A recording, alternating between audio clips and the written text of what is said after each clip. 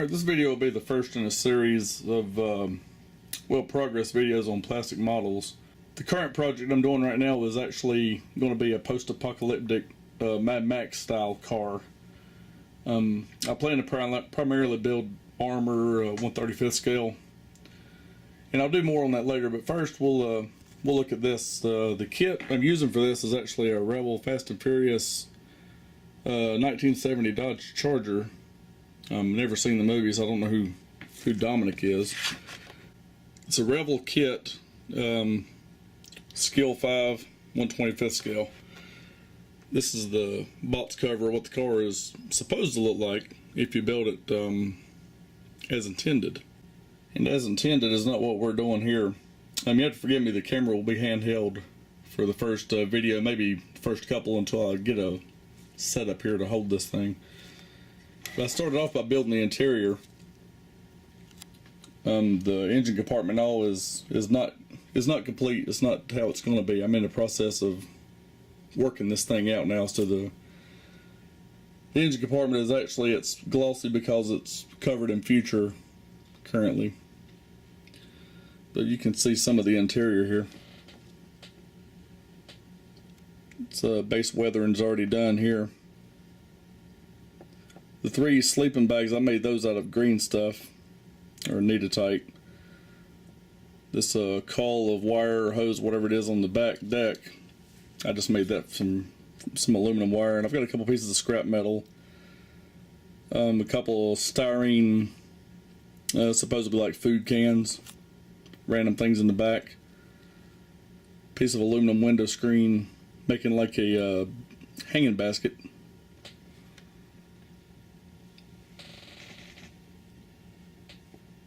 Binoculars on the dash, and I tried to do a few chips in the dash from maybe heat or whatever, some cracks. Then the seats, first time ever attempting to make ripped seats.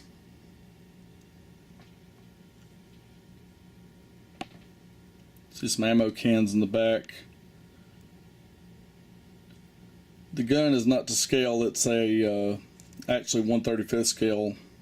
It's like a German flare pistol or something, I believe. It's supposed to be like a greasy rag. I used several things here from 1/35 scale diorama soldier accessories.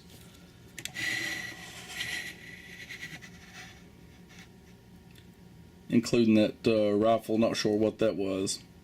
I just basically wanted some type of long gun. Made like a little holder for it. A couple other random things in the back. Once the top nulls on the shell, you're not going to see much of that in the back.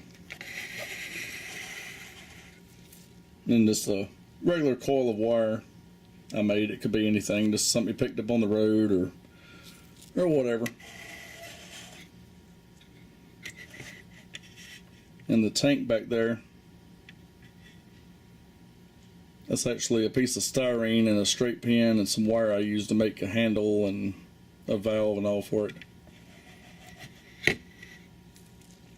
And as you see in Mad Max Fury Road, got a nitrous tank in the passenger floorboard, and I tried to make some type of a little, I guess a little valve or something where they can turn on the nitrous. Then the skull on the gear shift knob and the center of the steering wheel, that's just, again, that's just green stuff. I tried to sculpt into a skull shape and use the Molotov chrome pins for the chrome.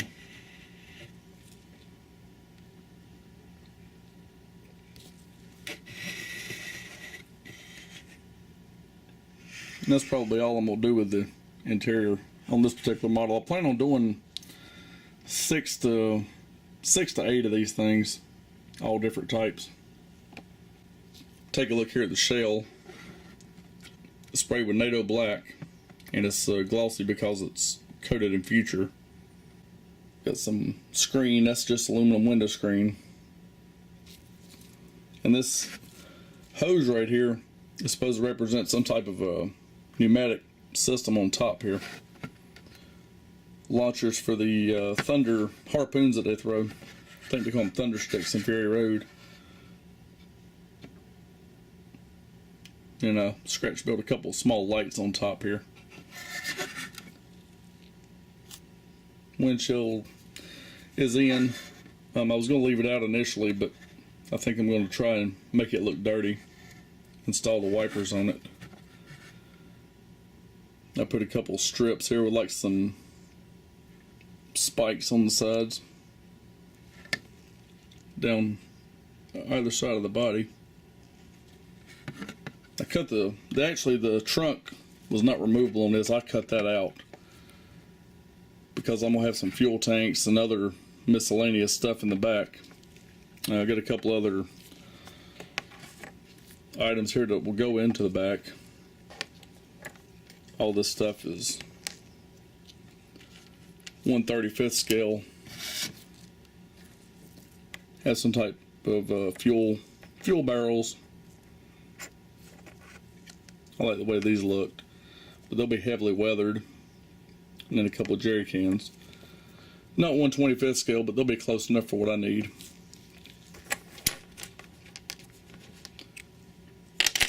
Move all this stuff over. This is actually the hood of the car.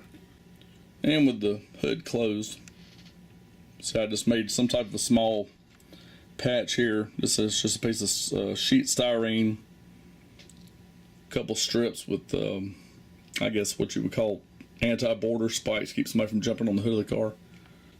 A few other scratch built things. These are actually just primered currently, but these are the short thunder sticks, or thunder harpoons, thunder poons, whatever you want to call them. I found pictures on Google of what they should look like. Basically just some type of and I took a number 11 blade, if you can see this. I tried to scribe some lines out to make them appear to be old tin cans, or steel cans. The ones in the movie, they actually have some type of, looks like tassels around the bottom, but these are made to be pneumatically launched from the top of the car. That's the plan anyway. Go in there. I made some of it all fit in like so. And those thunder harpoons will actually they'll be heavily weathered and all that good stuff. A couple other items I made to go into the back of the car. I'm gonna make a couple of melee weapons. Just some wood I kind of carved out a little bit with the number 11 blade. Some wire, make spikes, a little masking tape for handles. These still have to be weathered. That metal piece here looks like a, I don't know, wasteland type axe or club. That's just a half of a pocket watch. I got a whole pack of pocket watch gears and things here I'm going to use for various projects like this. But that's all that is. And of course, here's the wheels. They don't really look very post-apocalyptic, so I made these little discs out of multiple layers of styrene. They're actually cut to fit the top of these.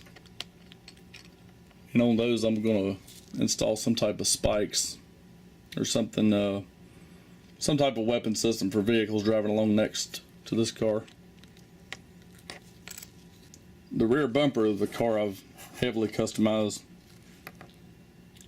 Made like it'll be like a steel bumper. I guess we'll call the car the driver Nomad.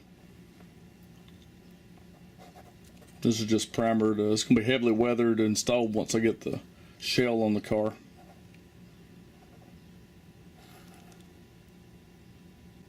And last, we'll look at the tires. I've scuffed them up pretty good with sandpaper here. Tried to make them look rough. The back ones are actually some kind of slick racing tires. I don't really care for those, but I thought I would rip some chunks out of the rubber, scuff them up, make them look like they've been ran pretty hard in the desert or whatever. And then front tires, just standard highway tires. I'll leave these like they are.